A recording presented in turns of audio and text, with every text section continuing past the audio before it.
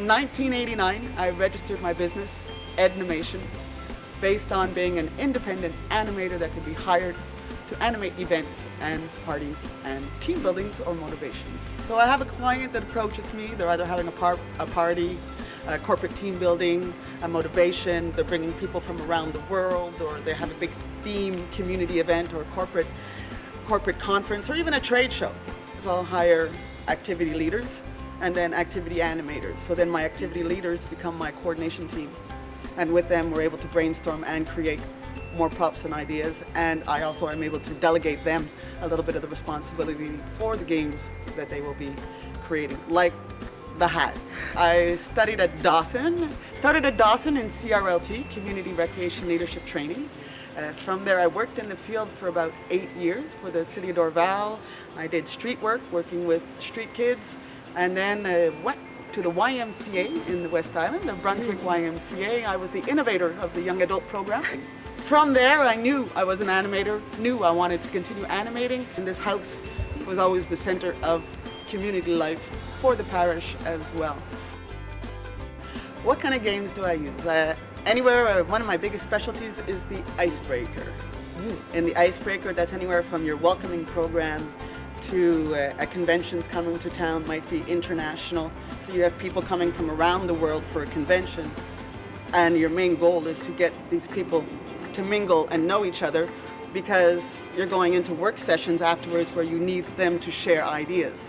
So we're all about finding the strengths of the person and building upon those strengths, and not working on their weaknesses, but working on making their strengths even stronger. So we've got the explorer, the creator.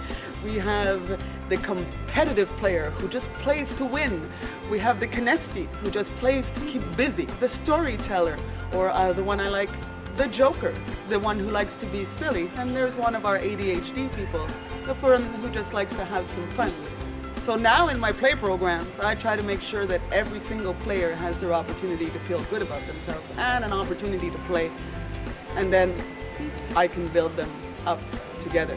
Those who are particularly harder to get involved is those where their child is a little bit further, where their child hasn't had a chance to be a child, or maybe those who grew up not having the chance for childhood play. You have to be a good listener to understand people's goals and what they want to achieve within their party, and to be able to, and you got to be a good delegator, give confidence to let them lead, but you have to, with your teams, build your teams and then have the confidence to delegate them. So anywhere from your board games to your street games to your huge games with parachutes, polo hockey, happy balls, pigs, corn cobs, rocks, a sponge, the crosscut saw, the Flintstone canoes, ring the bull, the spinning plate.